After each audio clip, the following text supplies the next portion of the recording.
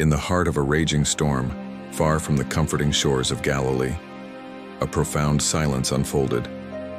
Jesus, the embodiment of tranquility, slept soundly in the midst of chaos. Surrounding him, the weight of the tempest seemed to press down, each gust of wind whispering tales of peril and each crashing wave proclaiming the relentless fury of nature. Yet within the confines of the boat, an unexpected calm prevailed. This profound stillness, however, was not shared by the disciples huddled in the corner.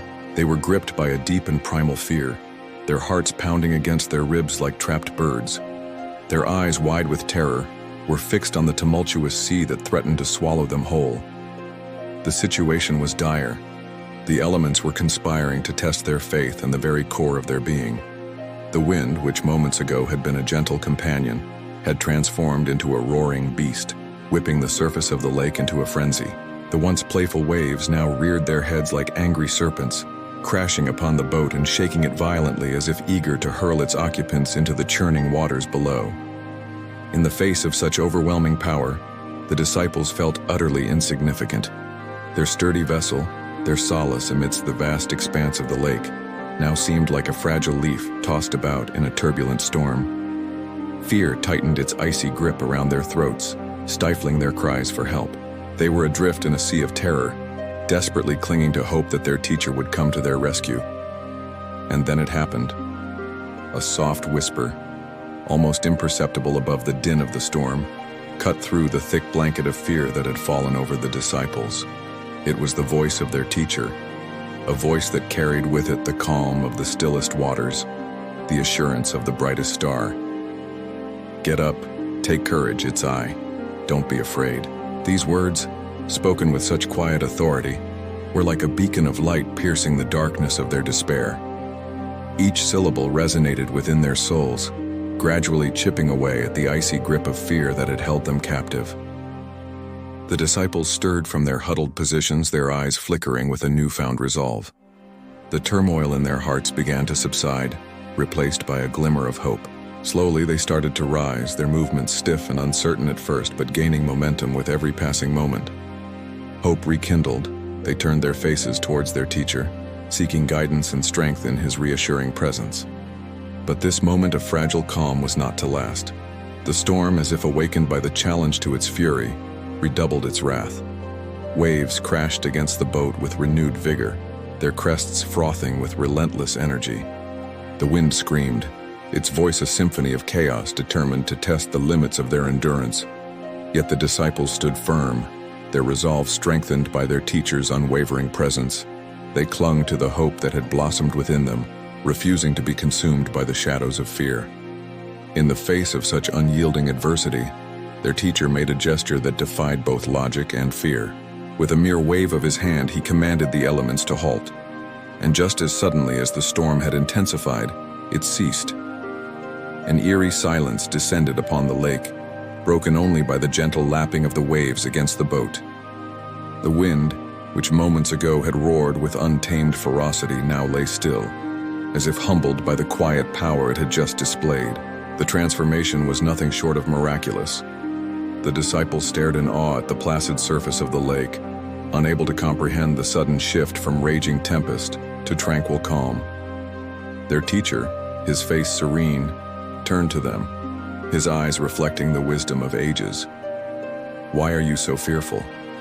How is it that you have no faith?" His words echoed with a gentle authority, carrying the weight of timeless truths.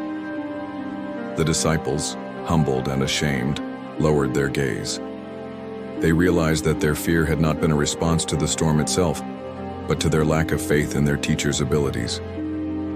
In that moment of self-reflection, they saw the roots of their fear lie not in the external circumstances, but within their own hearts. In the stillness that followed, the disciples were struck by a profound realization. Their fear had not been a response to the storm itself, but to their own doubts and lack of trust in their teacher. The storm had merely served as a catalyst, exposing the depths of their vulnerability.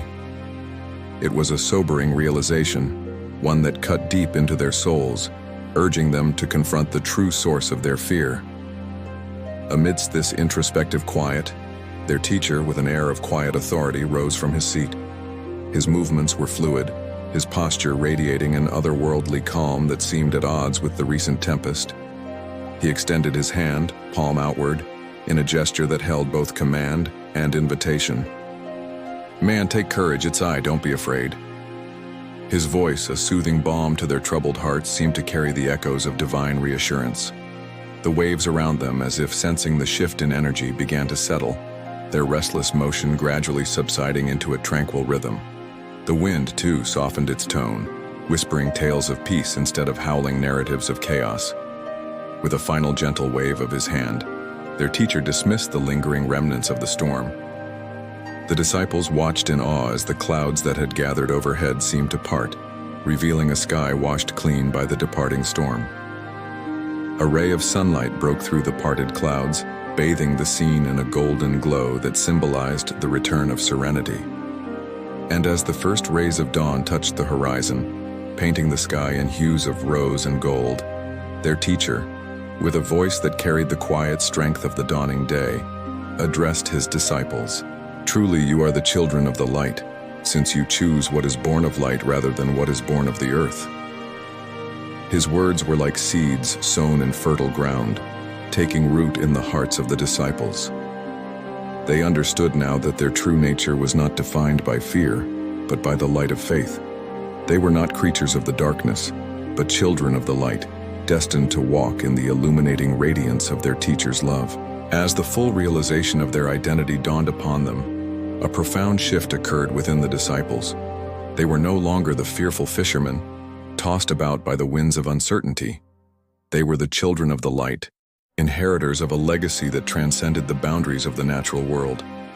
With this newfound understanding, they were equipped to navigate the storms of life with grace and unwavering faith, knowing that the darkness could never extinguish the light that shone from within them. Their teacher, the embodiment of the light, had shown them the way. He had revealed to them that true strength lay not in the absence of fear, but in the conscious choice to walk towards the light, no matter how daunting the darkness might seem. Armed with this truth, they were prepared to face whatever challenges lay ahead, knowing that they were not alone.